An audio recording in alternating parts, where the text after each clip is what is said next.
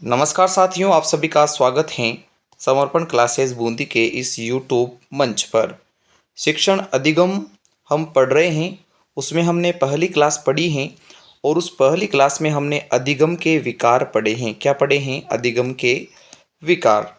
और इस क्लास में हम जो हमारी सेकंड क्लास है, शिक्षा से संबंधित सभी महत्वपूर्ण प्रश्न उत्तर और उनकी क्या क्या थ्योरी हैं वो भी साथ में पढ़ेंगे। एक तरीका तो वो होता है कि जहाँ आपको केवल थ्योरी पढ़ा दी जाए और उसके प्रश्न आपको स्वयं करने हैं, और ये एक हमारा एक नया तरीका है जिसमें हम प्रश्न एक दो लेते हैं, फिर उससे संबंधित सभी थ्योरीज के आपको जो हैं लेक्चर यहाँ दिए जाते हैं।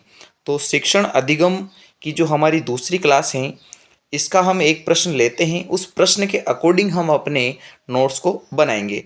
तो शुरुआत करते हैं 2023 के आए हुए प्रश्न से। 2023 का आया हुआ प्रश्न है कि शिक्षा जीवन का अंग है, ऐसा किसने कहा है? ये किसका स्टेटमेंट कथन है? तो अगर ऐसा पूछे कि शिक्षा जीवन का अंग है, ये किसने कहा है? ये कहा है जॉन डीवी ने। किसने कहा है? जॉन डीवी ने कहा है। तो ये हमें पता लग गया है। अब जॉन डीवी के बारे में और क्या क्या तथ्य हैं आप जान लीजिए।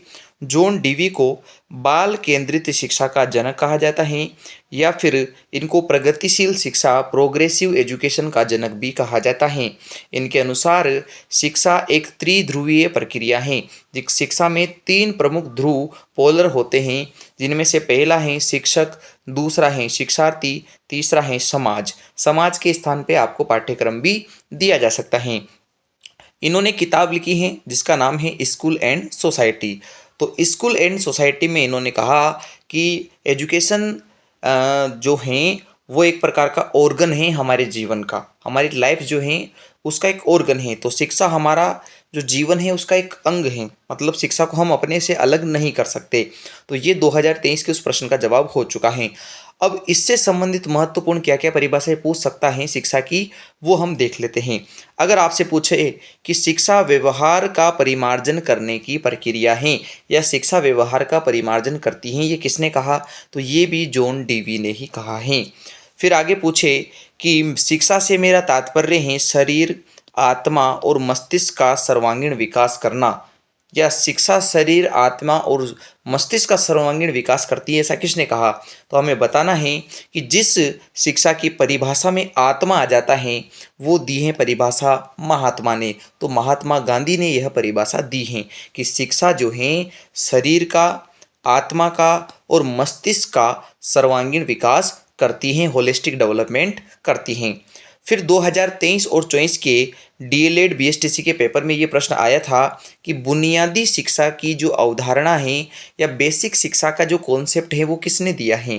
तो ये कॉन्सेप्ट भी देने वाले हैं महात्मा गांधी। तो महात्मा गांधी जी से संबंधित एक और प्रश्न आपके लिए तैयार हो गया है कि बुनियादी शिक्षा की अवधारणा किसने दी है? महात्मा गांधी ने। और ये क्या है? तो देखिए, बुनियादी शिक्षा जीवन से जुड़ी ऐसी शिक्षा है जो शिक्षा के साथ साथ जीवन के अन्य पहलुओं पर भी ध्यान केंद्रित करती हैं। और ये उन्होंने 1937 में वर्धा महाराष्ट्र में अखिल भारतीय शिक्षा सम्मेलन में ये अवधारणा प्रस्तुत की थी। तो यह इस प्रश्न का सही जवाब हो चुका है।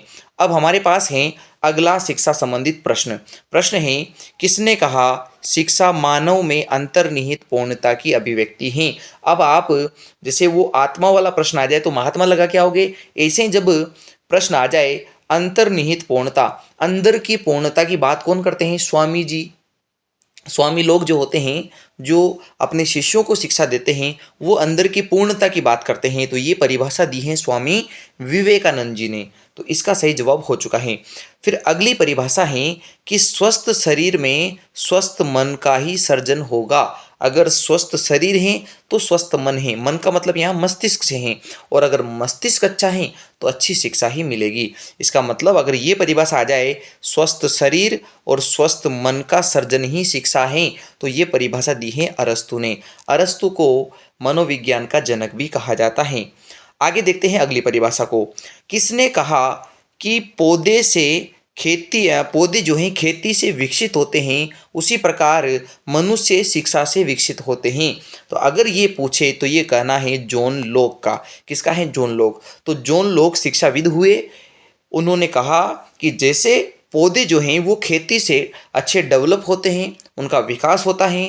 उसी प्रकार अगर मनुष्य का विकास करना है तो उसको शिक्षा देनी पड़ेगी। तो शिक्षा मनुष्य को देना है, मतलब ये लोक कर देना है। तो जॉन लोक ने जो कहा है वो है कि जैसे पौधे खेती से बढ़ेंगे वैसे ही मनुष्य शिक्षा से आगे बढ़ेगा। अब अगली परिभाषा को भी देख लेते हैं। मैं आपको ये सब क्यों बता रहा हूँ, कारण क्या है कि जरूरी नहीं है कि 2023 में जो परिभाषा पूछी गई थी वो 2026 में नहीं पूछ सकता, पूछ कुछ भी सकता है। इसलिए हम जो है शिक्षण अधिगम को जब पढ़ रहे हैं तो पहले हमने एक में तो अधिगम के विकार समझ लिए हैं। अब इसमें हम शिक्षा से संबंधित बातें पढ़ रहे हैं। इसके बाद वाले वीडियो में शिक्षण वाली चीज़ें पढ़ेंगे, फिर उसके बाद वाले वीडियो में हम अधिगम के बारे में पढ़ेंगे, और फिर एक वीडियो बनाएंगे जिसमें हम एक साथ जिनको जो है इनपुट करके लाएंगे। तो इस प्रकार जब आप पूरी तैयारी करके जाओगे तभी पेपर में प्रश्न कर पाओगे, अन्यथा बिना तैयारी के जो कमजोरी हमारे अंदर रह जाती है उससे हम आगे नहीं बढ़ पाएंगे। तो अगला हमारे पास प्रश्न है कि शिक्षा उसे कहते हैं जो सद्गुणों का विकास करती हैं। तो सद्गुण जो हैं, ऐसे याद रखना कि जब आप कोई मेहमान आता है तो आप उसके लिए प्लेट लेके जाते हो और प्लेट में उसके लिए नाश्ता वगैरह जो भी है वो लेके जाते हो। तो सद्गुण जो हैं वो तभी आएंगे जब आप प्लेट को सीधा रखोगे, सही रखोगे। अगर आप प्लेट सीधा पकड़ के नहीं जाओगे तो आपके सद्गुण की जगह अवगुण प्रकट हो जाएंगे। इसका मतलब शिक्षा आपके अंदर अच्छे अच्छे गुणों का विकास करती हैं, आपका चरित्र, आपका सर्वांगीण विकास करती हैं। फिर अगला है किसके अनुसार जो राष्ट्रीय शिक्षा होती है, नेशनल एजुकेशन, वो छात्र और राष्ट्र के कल्याण की कुंजी हैं। तो अगर आपको ये ऐसा प्रश्न दिख जाए कि कल्याण की कुंजी हैं, कुंजी वाला प्रश्न आ जाए तो ये है कोठारी आयोग का। क से तो कुंजी और क से कल्याण और क से कोठारी कमीशन या कोठारी आयोग। तो कोठारी आयोग का कहना है कि अगर हम राष्ट्रीय शिक्षा की बात करें तो राष्ट्रीय शिक्षा से राष्ट्र और छात्रों का कल्याण होता है, और उनका कल्याण अगर हमें करना है तो हमें राष्ट्रीय स्तर पर एक जैसी शिक्षा देनी होगी। और ये जो शिक्षा आयोग है ये 1964 से 66 के बीच चला है। इसने ही पहली जो शिक्षा नीति भारत में बनी 1968 की, उसका आधार तय किया, और साथ ही में त्रिभाषा फॉर्मूला दिया कि जहाँ बालक अपने प्रारंभिक स्तर में मातृभाषा में सीखे, फिर दूसरी भाषा के रूप में वो अंग्रेजी सीखे, और तीसरी भाषा के रूप में उसे एक अन्य भाषा सीखने का अवसर भी मिल जाएगा। अगला है कि शिक्षा राष्ट्र के आर्थिक सामाजिक विकास का शक्तिशाली साधन है। अब ये भी कोठारी आयोग का है। जैसे कोठारी आयोग ने कल्याण और कुंजी के बारे में कहा है, वैसे ही साधन के बारे में भी कहा है। तो साधन क्या है? कुंजी है। कुंजी मतलब की, जब आप कुंजी की बात करें तो वो एक साधन है। तो अगर ये शक्तिशाली साधन के नाम से पूछे या कल्याण की कुंजी के नाम से आ जाए तो हमें कोठारी आयोग के बारे में बताना है। फिर रविंद्रनाथ टैगोर के दो कथन आते हैं। रविंद्रनाथ टैगोर ने क्या कहा है? उन्होंने कहा है कि जैसे अगर मैं शिक्षा की बात करूं तो शिक्षा का मतलब ये होता है कि हमारा जो मस्तिष्क है वो इस काबिल बन जाए, इस योग्य बन जाए कि वो हमेशा सत्य की खोज करे। सत्य का मतलब कि जो संसार में जो सही बातें हैं केवल उन्हीं को जो है हम एक्सेप्ट करें और उसके लिए हम आगे बढ़े, अंधविश्वास में न जिए। तो सत्य की खोज करने योग्य हमारा दिमाग बन जाए, ऐसा किसने कहा है? रविंद्रनाथ टैगोर ने कहा है। और साथ ही में उन्होंने शिक्षक के बारे में कहा कि शिक्षक उस दीपक की तरह होता है जो खुद तो जलता है पर दूसरों को उजाला देता है, प्रज्वलित करता है। तो ये भी रविंद्रनाथ टैगोर का ही कथन है। फिर भागवत गीता में कहा गया है, सा विद्या विमुक्ते, विद्या उस प्रकार का धन है जो सभी बंधनों से मुक्ति दिलाता है। तो शिक्षा वह है जो आपको हर अंधविश्वास से, हर आडंबर से मुक्ति दिलाएगी। तो ऐसा भगवत गीता में लिखा गया है। और लास्ट हम हर्बर्ट स्पेंसर के बारे में जान लेते हैं कि इन्होंने क्या कहा है। इन्होंने कहा है कि शिक्षा ही पूरा जीवन है। जैसे शिक्षा जीवन का अंग है, ये तो किसने कहा था? ये हमारे लिए कहा था आप जॉन डीवी ने। पर शिक्षा ही पूरा जीवन है, एजुकेशन इज जो है होल लाइफ, यानी कि जो शिक्षा है वो पूरा जीवन है, आजीवन चलती है शिक्षा। तो ये किसने कहा? हर्बर्ट स्पेंसर ने। और जो शिक्षा होती है वो बालक की आंतरिक शक्तियों को बाह्य वातावरण से जोड़ती हैं, अंदर की शक्तियों को बाहर निकालने का काम करती हैं। अब सामान्य से दो प्रश्न आते हैं और बीएसटीसी में पिछले परीक्षाओं में पूछे भी गए हैं। जैसे 2023 के पेपर में पूछा गया था कि परिवार जो शिक्षा देता है बच्चों को वो कैसी शिक्षा होती है। तो देखिए, शिक्षा के मुख्य रूप से तीन प्रकार हैं। औपचारिक, अनौपचारिक और निरौपचारिक, इनको समझते हैं। औपचारिक का मतलब होता है कि जहाँ नियमबद्ध होती हैं, जहाँ प्रशिक्षक लगाए जाते हैं और जहाँ आपको निश्चित समय में ही पढ़ाया जाएगा, वो विद्यालय शिक्षा को औपचारिक शिक्षा कहा जाता है। फिर अनौपचारिक शिक्षा जो घरों में दी जाती है माता पिता के द्वारा, परिवार वालों के द्वारा, समाज वालों के द्वारा, वो अनौपचारिक शिक्षा है। इसका कोई निश्चित समय नहीं होता। यहाँ सीख जो प्रशिक्षक हैं वो भी निश्चित नहीं होता है। तो सीखने का समय, स्थान आदि निश्चित न हो फिर भी आपको सीखने का मिले, तो ये है इनफॉर्मल एजुकेशन। तो परिवार जो शिक्षा देता है वह अनौपचारिक होती हैं और जो विद्यालय शिक्षा देता है वो औपचारिक होती हैं। और जो पत्राचार की दूरस्थ शिक्षा होती हैं वो शिक्षा कहलाती है निरौपचारिक शिक्षा। तो डिस्टेंस एजुकेशन भी निरौपचारिक शिक्षा का ही एक प्रकार होती हैं। अब एक प्रश्न आता है कि जैसे यहाँ प्रश्न है विद्यालय किस प्रकार की शिक्षा देगा, तो औपचारिक देगा। एक प्रश्न आता है कि प्रौढ़ शिक्षा मतलब कि जो 15 वर्ष से अधिक लोगों की जो शिक्षा होती है, 15 वर्ष से अधिक उम्र के ऐसे बच्चे या व्यक्ति, महिला पुरुष कोई भी हो सकता है, जो वर्तमान में अध्ययन नहीं कर रहे हैं, अगर उनकी शिक्षा को कहे तो वो है प्रौढ़ एजुकेशन। तो प्रौढ़ शिक्षा या खुली शिक्षा जो होती है, जिसको ओपन एजुकेशन भी कहा जाता है, और पत्राचार वाली जो शिक्षा होती है, डिस्टेंस एजुकेशन, ये जो शिक्षा है वो किस प्रकार की शिक्षा के अंदर दी जाती है, तो वो निरौपचारिक शिक्षा के अंदर दी जाएगी। तो दूरस्थ शिक्षा हो, चाहे प्रौढ़ शिक्षा हो, चाहे खुली शिक्षा हो या पत्राचार वाली हो, ये निरौपचारिक शिक्षा के अंदर ही जो है दी जाती हैं। आगे इसको और अच्छे से समझते हैं। अगर आपसे पूछे कि प्रौढ़ शिक्षा क्यों दी जाती है, अब वो 2023 के उस प्रश्न को करते हैं। आपको बस 1 मिनट सुनना है कि प्रौढ़ शिक्षा क्या है। देखिए, मैंने कहा कि प्रौढ़ शिक्षा निरौपचारिक शिक्षा का एक प्रकार है। किसका प्रकार है? निरौपचारिक शिक्षा का एक प्रकार है। तो प्रौढ़ जो शिक्षा है वो हम इसलिए दे रहे हैं कि 15 वर्ष से अधिक उम्र के ऐसे बच्चे जो स्कूल नहीं गए हैं, या चाहे हम अपने माता पिता की ही क्यों ना बात कर ले, अगर उन्होंने कभी स्कूल नहीं गए हैं तो उनको जो है पढ़ना लिखना ये चीज़ें नहीं आती हैं, मतलब वो साक्षर नहीं बन पाए हैं। क्या नहीं बन पाए हैं? साक्षर। तो अगर हम प्रौढ़ों के लिए जो शिक्षा चलाएंगे तो हमारा मुख्य उद्देश्य ये है कि जिन्होंने शिक्षा ग्रहण नहीं की है, जो साक्षर नहीं हुए हैं, वो भी साक्षर हो जाएंगे। तो इस प्रश्न का सही जवाब क्या होगा कि प्रौढ़ शिक्षा का सीधा सा तात्पर्य है कि उनमें जो प्रौढ़ हैं उनमें साक्षरता लाई जाए, उनको इस काबिल बनाया जाए कि वो लिखना पढ़ना समझना, जो है छोटे मोटे गणित के काम करना, ये वो सीख जाए।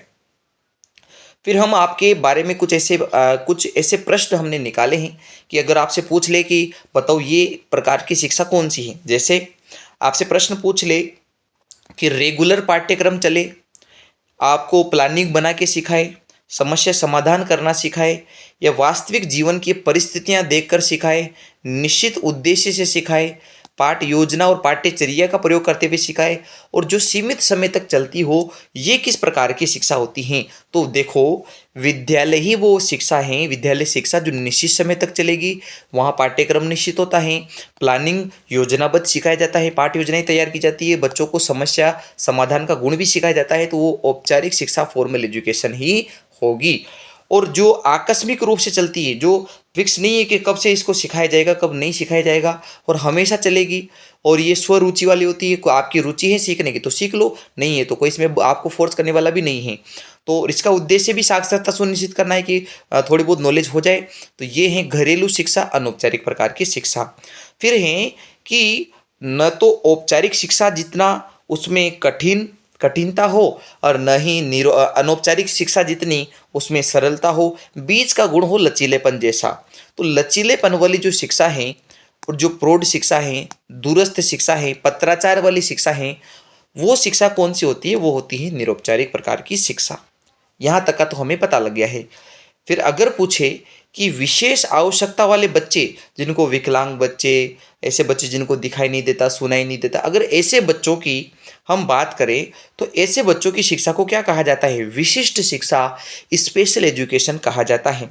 फिर आगे मैं बात करूं कि अगर विद्यालय नॉर्मल विद्यालय हो, आपका विद्यालय ऐसा है जो नॉर्मल विद्यालय है, और वहाँ हमने एक कमरा बना दिया जहाँ वो विशेष बच्चे पढ़ते हैं, CWSN बच्चे पढ़ते हैं, विशेष आवश्यकता वाले, तो उस शिक्षा को क्या कहेंगे? उसे कहेंगे एकीकृत शिक्षा, इंटीग्रेटेड एजुकेशन। एक एक करके सुनिए कि अगर ऐसा स्कूल हो जो केवल विशेष बच्चों का है, तो वो विशिष्ट शिक्षा देने वाला स्पेशल एजुकेशन का आपकी जो है विद्यालय होगा। फिर ऐसे बच्चे जो CWSN तो हैं, विशेष बच्चे तो हैं, परंतु उनको पढ़ाते हैं एक नॉर्मल विद्यालय के अलग से कमरे में। तो वो है एकीकृत शिक्षा, इंटीग्रेटेड एजुकेशन, जहाँ सभी प्रकार के बच्चों को जो है शिक्षा दी जाती है। पर यहाँ एक छोटा सा अंतर है, एकीकृत शिक्षा में सामान्य बच्चों और विशेष बच्चों को एक कक्षा में नहीं बैठाते, उनके लिए अलग अलग कमरे होते हैं। और फिर आज की जो एजुकेशन प्रणाली चल रही है, जिसको हम समावेशी शिक्षा, इंक्लूसिव एजुकेशन कहते हैं, इसमें क्या होता है देखो कि एक नॉर्मल विद्यालय होता है। कौन सा विद्यालय होता है? नॉर्मल।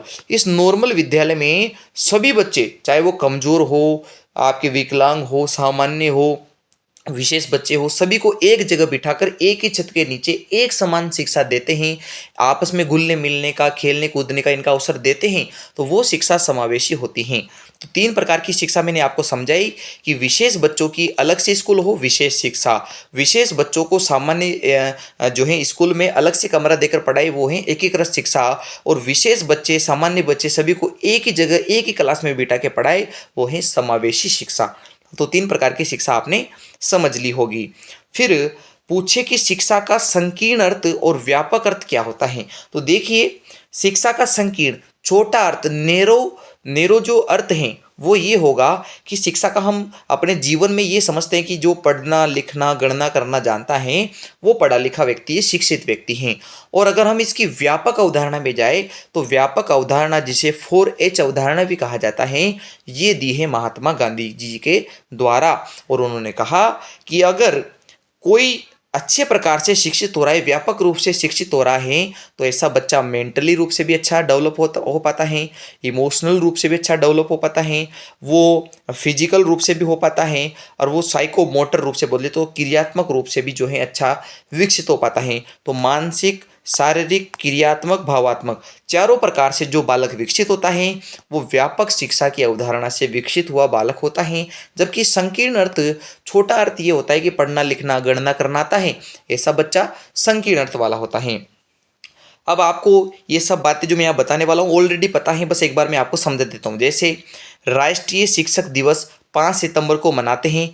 इस दिन भारत के जो हैं डॉक्टर सर्वपल्ली राधाकृष्णन, ये राष्ट्रपति भी रहे हैं और ये एक प्रसिद्ध शिक्षक रहे हैं। तो डॉक्टर सर्वपल्ली राधाकृष्णन के जन्म उत्सव के दिन, जयंती के दिन 5 सितंबर को हम मनाते हैं राष्ट्रीय शिक्षक दिवस। फिर आता है राष्ट्रीय शिक्षा दिवस, जो हम मनाते हैं 11 नवंबर को। क्यों मनाते हैं? इस दिन डॉक्टर मौलाना आज़ाद की जयंती मनाते हैं, जो भारत के पहले शिक्षा मंत्री थे।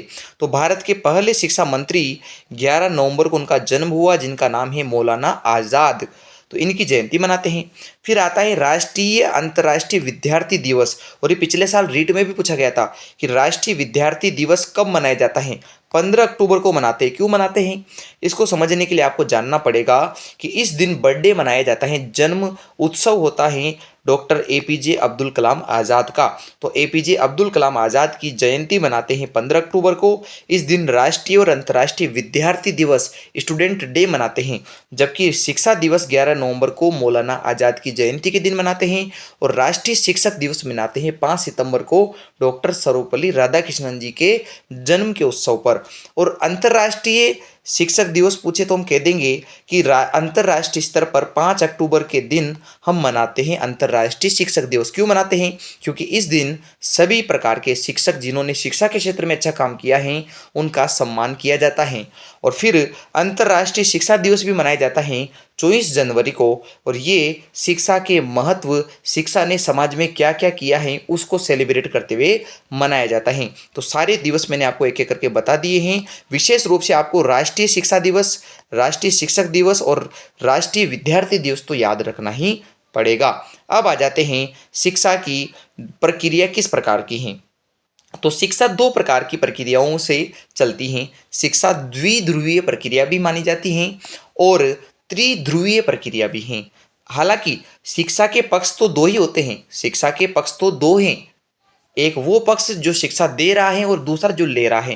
पर अगर शिक्षा के ध्रुव पूछे तो शिक्षा के 2 ध्रुव भी होते हैं और 3 ध्रुव भी होते हैं। अब इसको ऐसे समझते हैं कि भारतीय जो दर्शन है, हमारा जो कल्चर है उसमें, और जॉन एडम्स जो शिक्षाविद हुए हैं, इन्होंने कहा कि शिक्षा के 2 ध्रुव होते हैं, एक सिखाने वाला शिक्षक और एक ग्रहण करने वाला शिक्षार्थी।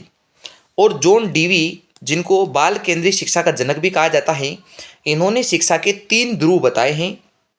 कौन कौन से हैं? एक तो शिक्षक, दूसरा शिक्षार्थी, तीसरा समाज, या इसके स्थान पे पाठ्यक्रम भी दिया जा सकता है। तो जॉन डीवी का मानना है कि शिक्षा के 3 ध्रुव हैं और जॉन एडम्स का मानना है कि शिक्षा के 2 ध्रुव हैं। हम इसको ऐसे याद रख सकते हैं। अब आ जाते हैं प्रश्न के ऊपर। आपसे पूछ रहा है कि प्रश्न क्या है। हालांकि ये फर्स्ट ग्रेड का प्रश्न है, फिर भी देखो बिना ग्रेड के हम समझने पे आधारित प्रश्न कर रहे हैं कि अगर शिक्षा के क्षेत्र में सबसे महत्वपूर्ण कोई होगा तो वो है शिक्षार्थी। बताइए कौन होगा? शिक्षार्थी होगा, क्योंकि शिक्षा किसके लिए दी जा रही है? किसके लिए दी जा रही है? शिक्षार्थी के लिए दी जा रही है। शिक्षक किसको पढ़ाएगा? शिक्षार्थी को पढ़ाएगा। पाठ्यक्रम किसके लिए बना रहे हैं? शिक्षार्थी के लिए बना रहे हैं। पाठ्य पुस्तक किसके लिए है? शिक्षार्थी के लिए। मतलब स्टूडेंट जो है शिक्षा का मेन सेंटर है। अगर सबसे महत्वपूर्ण घटक हैं तो शिक्षा का महत्वपूर्ण घटक कौन है? शिक्षार्थी हैं। फिर अगले प्रश्न को करते हैं कि बताओ शैक्षिक प्रक्रिया में, शिक्षा की प्रक्रिया में 3 तत्व कौन कौन से हैं? तो अभी आपको मैंने कहा है कि 3 तत्व हैं, शिक्षक, शिक्षार्थी और पाठ्यक्रम या समाज। अब इसको यहाँ विस्तृत रूप से दिया है। शिक्षार्थी को यहाँ अधिगमकर्ता, सीखने वाला कहा है, सिखाने वाले को शिक्षक कहा है, और समाज में अधिगम का अनुभव, अधिगम की प्रक्रिया और अधिगम की परिस्थितियाँ सीखने वाले के लिए ये अलग से दिया गया है। तो अब आपको घबराना नहीं है, समझना है कि यहाँ क्या क्या है। देखो, एक तो आपको सीखने वाला बच्चे के बारे में दे दिया स्टूडेंट, फिर एक टीचर, और तीसरा जो है पाठ्यक्रम। और पाठ्यक्रम बच्चे को सीखने के अनुभव भी देता है, सीखने की प्रक्रिया भी बताता है और सीखने की परिस्थितियां प्रदान करता है। तो ये तीनों चीज़ें आपको यहाँ सम्मिलित करके दी गई हैं। ऐसे ही एक और प्रश्न है कि शिक्षा के 3 केंद्र बिंदु कौन हैं? तो अभी आपको मैंने बता ही दिया कि शिक्षा के 3 ही केंद्र बिंदु हैं। एक तो है शिक्षार्थी, दूसरा है शिक्षक और तीसरा है पाठ्यक्रम, जिसे हम विषय वस्तु भी कह रहे हैं। या माता पिता, भाई बहन, प्रौद्योगिकी, ये शामिल नहीं होता है इसमें।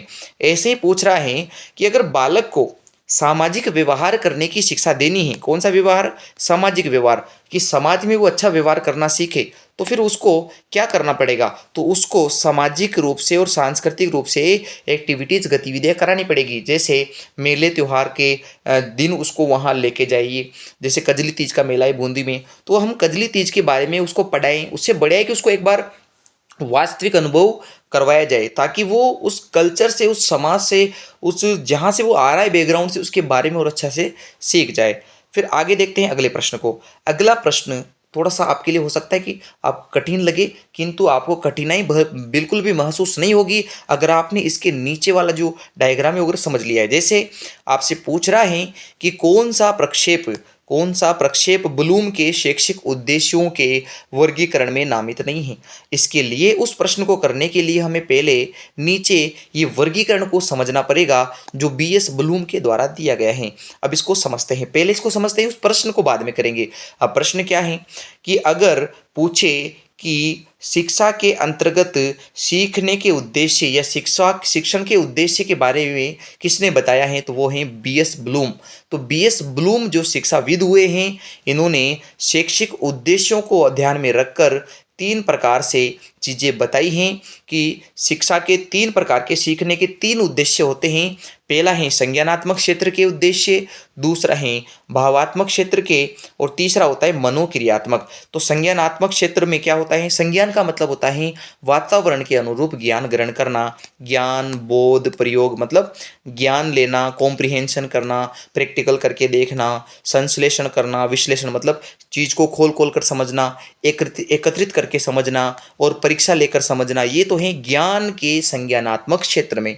भावात्मक का मतलब होता है इमोशनल जो है सेक्टर हैं। इसमें क्या होगा? भाव का मतलब होता है कि बच्चा जो कर रहा है उसकी विचारधारा को समझना है, उसकी विचारधारा को, उसके हृदय में क्या क्या चल रहा है उस समय, तो उसके लिए उसको असेस करना पड़ता है। उसके गतिविधि करने के दौरान उसको देखना होता है, उसका व्यवस्थापन करना है कि जब वो कार्य कर रहा है तो उसका किस प्रकार से जुड़ाव है। उसके चरित्र को समझना है, चरित्र मतलब उसका कैरेक्टर किस प्रकार का है, वो किस पर्सनालिटी के साथ आया है और वो कैसा रिएक्ट कर रहा है, रिएक्शन कैसा है, ये उसके भावात्मक क्षेत्र में आते हैं। और मनोक्रियात्मक, जिसको अपन कहते हैं कि परिस्थितियों के अनुसार व्यवहार, जैसे निर्देश, कार्य करना, प्रणाली, अनुक्रिया, प्रत्यक्षीकरण, ये हैं। इसको आप ऐसे समझिए कि अगर प्रश्न आ जाए कि शैक्षिक उद्देश्यों का वर्गीकरण किसने किया, ब्लूम ने किया है। कितने बताए हैं, 3 बताए हैं। कौन कौन से थे, संज्ञानात्मक था, हाँ था, क्रियात्मक था, और भावात्मक हैं। तो कौन सा नहीं है, संवादात्मक नहीं है। तो इसका सीधा सा जवाब होगा कि इस प्रकार का इंटरेक्टिव या संवादात्मक रूप से कोई भी शैक्षिक उद्देश्यों का वर्गीकरण ब्लूम ने नहीं किया है। उन्होंने 3 बताए हैं, कॉग्निटिव संज्ञानात्मक जिसमें ज्ञान को महत्व दिया जाता है, क्रियात्मक जिसमें कोई कार्य करने को महत्व दिया जाता है, और तीसरा है भावात्मक इमोशनल सांवेगिक रूप से वो अपने आप को कैसा चरित्र में ढालकर, व्यक्तित्व में ढालकर बता पाता है। तो व्यक्तित्व चरित्र इसमें आएगा, क्रिया करना इसमें आएगा, और ज्ञान ग्रहण करना, ज्ञान के बारे में मूल्यांकन करना वो संज्ञानात्मक क्षेत्र में आएगा। अब इसके और भी प्रश्न करते हैं कि ब्लूम के जो शैक्षिक उद्देश्य उन्होंने बताए हैं उनके वर्गीकरण के अनुसार कौन सा ज्ञानात्मक वर्ग में, बोले तो संज्ञानात्मक के अंदर नहीं आता। तो हमने कहा था भी कि संज्ञानात्मक में देखो ज्ञान भी है, मतलब नॉलेज है, और नॉलेज को ग्रहण करना भी है, और नॉलेज को प्रैक्टिकल यूज भी करना भी है। उसमें संप्रत्यय करना नहीं था, क्योंकि संप्रत्ययकरण तो आपके कौन से में था, मनोक्रियात्मक में था। संप्रत्ययकरण किस में था या प्रत्यक्षीकरण किस में था, वो था आपके मनोक्रियात्मक में। तो इसका सही जवाब क्या हो जाएगा, इसका सही जवाब हो जाएगा उत्तर नंबर 4 कि संप्रत्ययकरण आता है किसके अंदर, वो आता है आपके मनोक्रियात्मक या क्रियात्मक में, जबकि ज्ञान प्रयोग बोध आता है ज्ञानात्मक के अंदर। ऐसे अगला प्रश्न है कि शिक्षण का कौन सा प्रकार जो है वो शिक्षण के उद्देश्यों पर आधारित नहीं है। हमें अच्छे से पता है संज्ञानात्मक होता है, भावात्मक होता है, मनोगत्यात्मक जिसे क्रियात्मक कहते हैं वो भी होता है। ये वर्णनात्मक नहीं होता। कौन सा नहीं होता, वर्णनात्मक शिक्षण नहीं होता है। 3 तो होते हैं, संज्ञान, भाव और मनोगत्यात्मक जिसे हम क्रियात्मक भी बोलते हैं, तीनों तो हैं। वो कौन सा नहीं है, वर्णनात्मक नहीं है, क्योंकि बीएस ब्लूम ने 3 ही उद्देश्य बताए हैं। ऐसे हमारे पास अगला प्रश्न है कि डॉक्टर ब्लूम ने, जिनका नाम बीएस ब्लूम है, उनके मत के अनुसार मूल्यांकन प्रक्रिया किस पे आधारित होना चाहिए। मतलब जब भी हम बच्चे को असेस करें, उसका इवेल्यूशन करें, मूल्यांकन करें, बच्चे के बारे में जानना चाहते हैं, तो वो शिक्षण के उद्देश्य के आधार पर ही होगा। क्योंकि देखो कि उनकी जो ब्लूम टेक्सोनोमी है, उन्होंने जो शिक्षा के बारे में बताया है वो शिक्षण उद्देश्यों को ध्यान में रखकर ही बताया है। तो इसमें तो सोचना ही नहीं है कि जब भी ब्लूम का प्रश्न आए शिक्षण के उद्देश्य, और वो 3 उद्देश्य कौन से बताएंगे, संज्ञान, भाव और मनोगत्यात्मक जिसको हम क्रियात्मक भी बोलते हैं। और उसके अंदर क्या क्या है वो भी मैंने आपको समझा दिया है। अब आ जाते हैं शिक्षा से संबंधित अन्य प्रश्न, जैसे कि त्रिभाषा फॉर्मूला किसने दिया। 3 भाषाओं का फॉर्मूला मैंने आपको ऑलरेडी बता दिया है कि 3 भाषाओं का फॉर्मूला दिया था कोठारी कमीशन के द्वारा। किसके द्वारा दिया गया था, कोठारी कमीशन के द्वारा दिया गया था। इसके अलावा देखिए कोठारी कमीशन ने क्या किया है वो भी समझ लेते हैं। कोठारी कमीशन ने 10 + 2 + 3 का फॉर्मूला भी दिया है। तो ये जो शिक्षा प्रणाली पुरानी चलती आ रही थी, जिसमें कक्षा 10 तक पहले पढ़ना होता था, फिर अगले 2 वर्ष आपको 11वीं 12वीं पढ़ना था, और फिर अगले 3 साल आपको कॉलेज पढ़ना था, जिसको 10 + 2 + 3 प्रणाली कहा जाता है। ये भी कोठारी कमीशन की सिफारिश से ही जो है आगे जो है इंक्लूड की गई थी। अब आज ये नई शिक्षा प्रणाली में ये पैटर्न नहीं चलता है।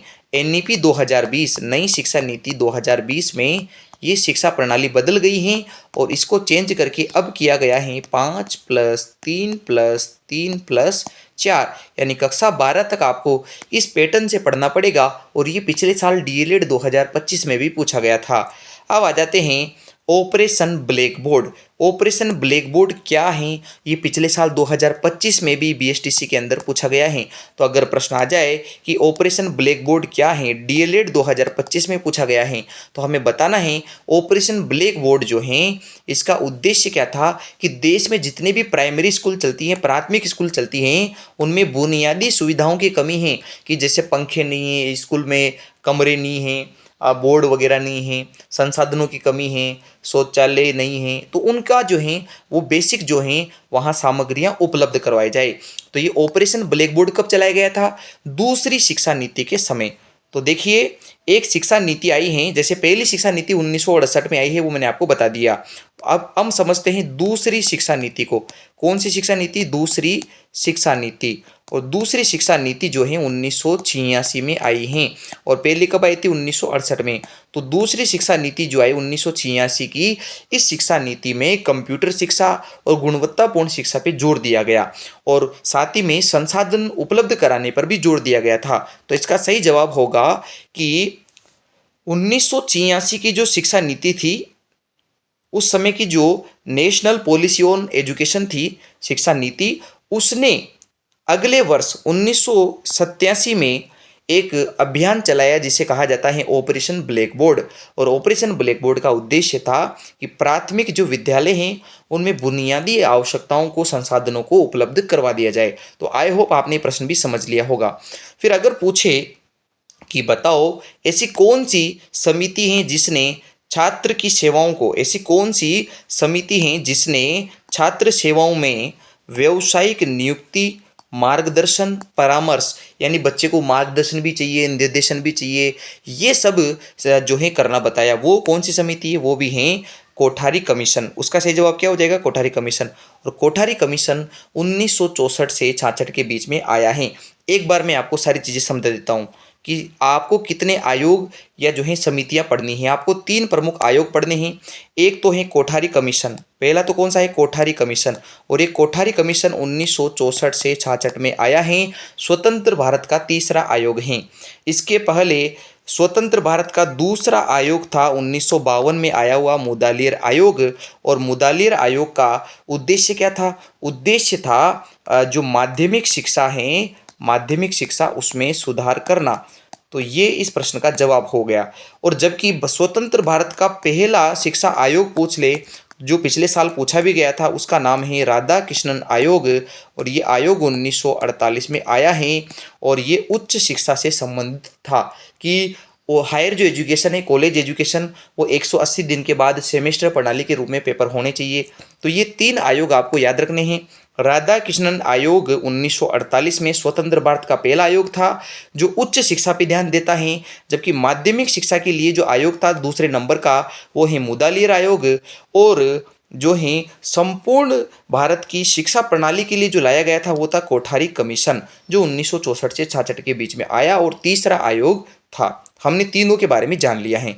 अब बढ़ते हैं अगले प्रश्न के ऊपर कि शिक्षा के जो उद्देश्य होते हैं, शिक्षा के जो उद्देश्य होते हैं, इनका मूलभूत स्रोत क्या है?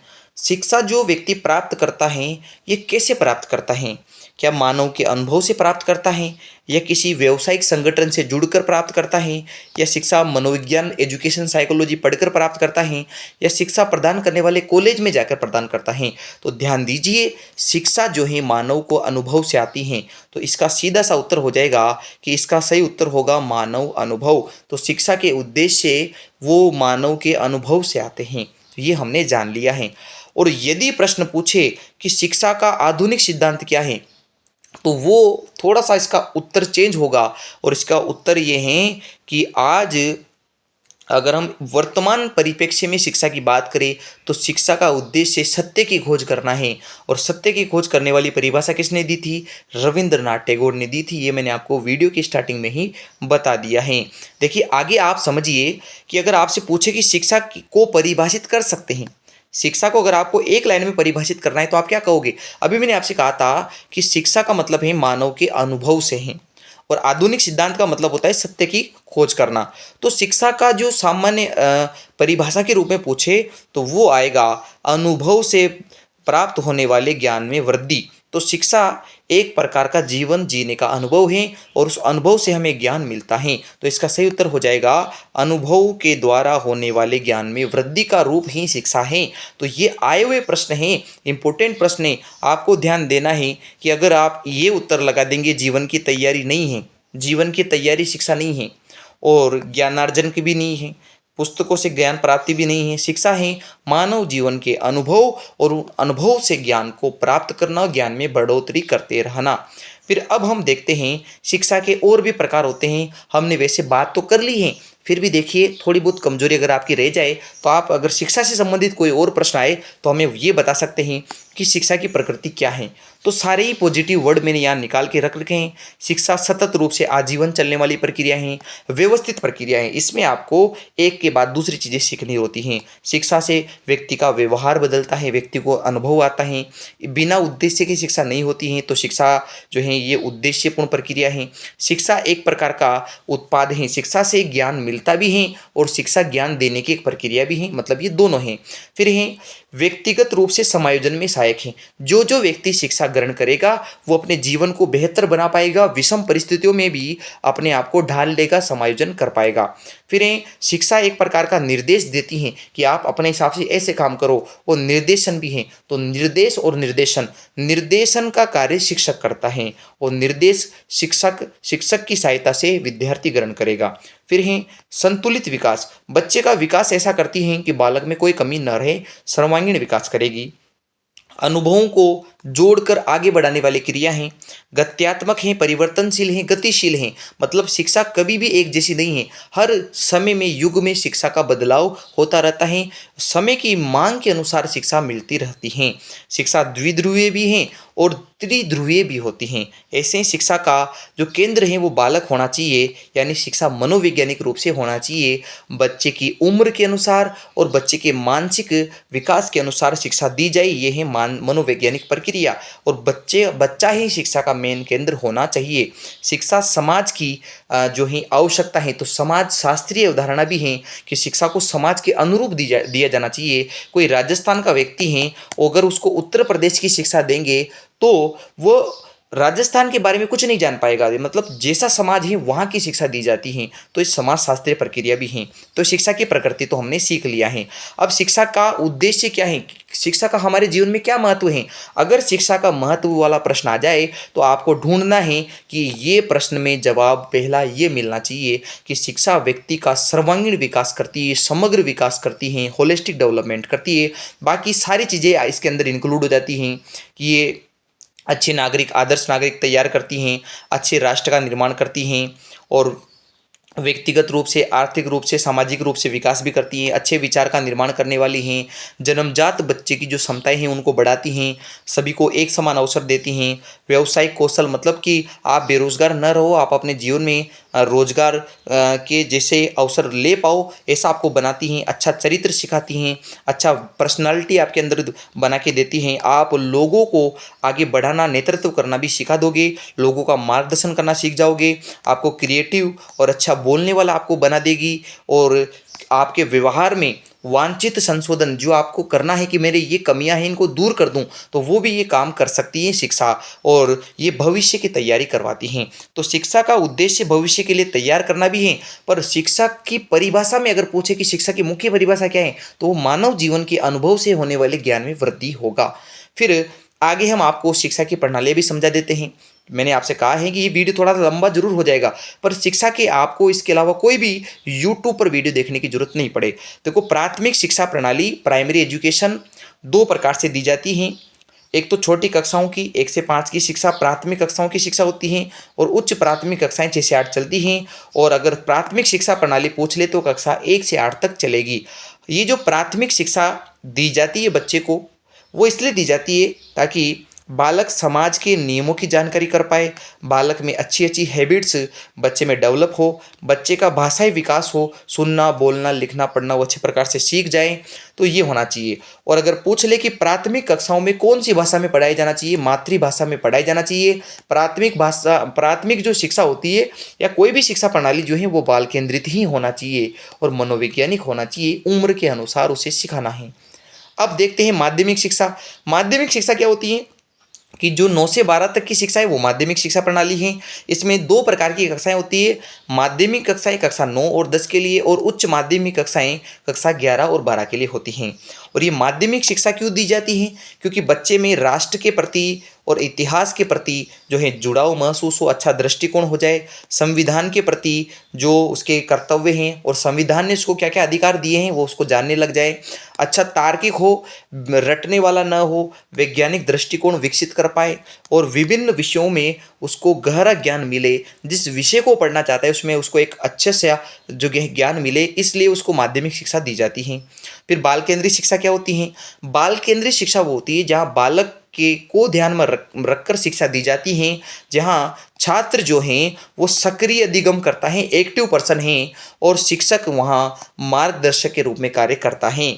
और ये मनोवैज्ञानिक प्रक्रिया होती है और इस शिक्षा प्रणाली को लोकतांत्रिक या प्रजातांत्रिक शिक्षा भी कहा जाता है। क्यों कहा जाता है? क्योंकि सभी बच्चों को एक समान रूप से ध्यान में रखकर दी जाती हैं। यहाँ बालक का मस्तिष्क, रुचि और उसको लर्निंग बाय डूइंग मतलब ऐसी गतिविधियाँ कराई जाएगी जहाँ वो स्वयं कार्य करके सीखे, उसको प्रोत्साहन दिया जाता है सीखने में। अगर वो उसको कुछ कमी लग रही है तो उसको बढ़ावा दिया जाएगा। व्यक्तिगत विभिन्नताओं का ध्यान रखा जाएगा, कोई भी बालक दूसरे बालक के समान हूबहू नहीं होता है, इसलिए सब बालक की क्षमताओं को ध्यान में रखकर वैसा सिखाया जाएगा। निदान किया जाएगा, बालक की कमजोरियों का पता लगाया जाएगा, फिर उसके बाद सतत रूप से लगातार रूप से उपचार किया जाएगा, उन कमियों को दूर करते हुए सिखाया जाएगा। और फिर यहाँ प्रेरणा का सिद्धांत लागू होता है, बच्चे को मोटिवेट भी करते रहेंगे, ताकि जब बच्चे को मोटिवेट करेंगे तो बच्चे का सीखना दुगना हो जाएगा। तो सीखना कब बढ़ता है? जब व्यक्ति के जीवन में अभिप्रेरणा होती है, मोटिवेशन होती है। फिर होती है दूसरे प्रकार की शिक्षा, शिक्षक केंद्रित शिक्षा, जिसको एक तंत्रात्मक शिक्षा भी कहा जाता है। क्यों? क्योंकि यहाँ शिक्षक जो हैं वो ज़्यादा एक्टिव हैं और बच्चा निष्क्रिय है, बच्चे को सीखने का अवसर नहीं मिल रहा है। बच्चा केवल एक प्रकार का मूक दर्शक है, वो देखने वाला है, वो श्रोता है, वो सुनने के अलावा देखने के अलावा कोई काम नहीं कर रहा, बच्चा अपने आप को अभिव्यक्ति नहीं कर पा रहा। तो ये शिक्षा होती है एक तंत्रात्मक शिक्षक केंद्रित शिक्षा। और यहाँ शिक्षक सक्रिय हैं, बाकी निष्क्रिय कौन है? वो हैं छात्र। अब देखते हैं तीसरे प्रकार की शिक्षा, वो है हस्तक्षेप रहित शिक्षा। और ये शिक्षा वर्तमान में दी जा रही है। देखो ये क्या होती है? इसको कहा जाता है इंटरवेंशन फ्री एजुकेशन। मतलब बालक के सीखने के बीच में कोई नहीं आना चाहिए, इसको लेसेस फेयर एजुकेशन कहा जाता है। इसका उद्देश्य क्या है? बालक को खोजी प्रवृत्ति, बालक को स्वयं खोज करना सिखाए, ताकि बच्चा समस्या समाधान का गुण अपने अंदर विकसित कर सके। यहाँ छात्र सक्रिय रहकर स्वयं सीखेगा। शिक्षक का एक काम है, वो है सुविधा प्रदान करने का। और पिछले साल बीएसटीसी में ये प्रश्न पूछा भी गया था कि शिक्षक की वर्तमान में मुख्य भूमिका क्या है? तो वो मार्गदर्शक की नहीं है, वो है सुविधा प्रदाता की, फैसिलिटेटर की, कि बच्चे को सुविधाएं दे दे, बच्चा स्वयं ज्ञान का निर्माण कर लेगा। मतलब बच्चे को रचनावादी बनाना है। रचनावादी का क्या है? रचनावादी जो दृष्टिकोण वाले शिक्षक होते हैं उनका मानना होता है कि ज्ञान बच्चे में पहले से है, बच्चा ज्ञान की खोज स्वयं करता है, पर आपको वैसी परिस्थितियां बनाकर बच्चे को सुविधाएं देनी होती हैं। मतलब बाल शिक्षक यहाँ केवल एक काम करता है, सीखने की प्रारंभिक दशाएं बच्चे को तैयार करके दे देगा, बाकी बच्चा स्वयं सीखता रहेगा। फिर है लास्ट हमारे पास जो शिक्षा है वो है प्रगतिशील शिक्षा। प्रगतिशील शिक्षा, जिसको प्रोग्रेसिव एजुकेशन कहते हैं, ये एक प्रकार की बाल केंद्रित शिक्षा ही है। ये अवधारणा जॉन डीवी ने दी है। उनका कहना ये था कि आज की शिक्षा की दौड़ में कोई भी बालक पीछे न छूट जाए, हर बच्चे का समग्र विकास हो, हर बच्चे को सीखने का अवसर मिले, ये है प्रगतिशील शिक्षा। और प्रगतिशील शिक्षा की अवधारणा किसकी है? जॉन डीवी की। और जॉन डीवी से ही हमने शुरू किया था और जॉन डीवी पर ही हम शिक्षा को समाप्त करते हैं कि जॉन डीवी के अनुसार सीखने की सबसे बढ़िया विधि कौन सी है? परियोजना विधि है, प्रोजेक्ट विधि है, जो किलपैट्रिक ने ही दी है। तो किलपैट्रिक की विधि है परियोजना प्रोजेक्ट विधि, और ये जॉन डीवी के अनुसार सबसे बढ़िया विधि है। और जॉन डीवी ने समस्या समाधान के गुण को सर्वश्रेष्ठ बताया है कि जब बालक एक स्वयं खोज करता है तो वो ज़्यादा सीखता है। तो आई होप आज के इस वीडियो में मैंने जो आपको समझाया है, इस लगभग 45 मिनट के आसपास की क्लास में आपने शिक्षा के बारे में संपूर्ण रूप से जान लिया होगा। आप इसे जो है 2 बार अगर देख लेंगे तो आपको शिक्षा से संबंधित सारे प्रश्न, चाहे वो शिक्षा के प्रकार हो, शिक्षण उद्देश्य के आधार कैसे हैं, शिक्षा के उद्देश्य, फिर शिक्षाओं के प्रकार, फिर आपको बीच में आयोगों की जानकारी है, शिक्षा की परिभाषाओं के बारे में मैंने बताया है, शिक्षक दिवस, शिक्षा दिवस, सारी चीज़ें आपको यहाँ समझ में आ गई होगी। तो आई होप आपने ये समझ लिया होगा।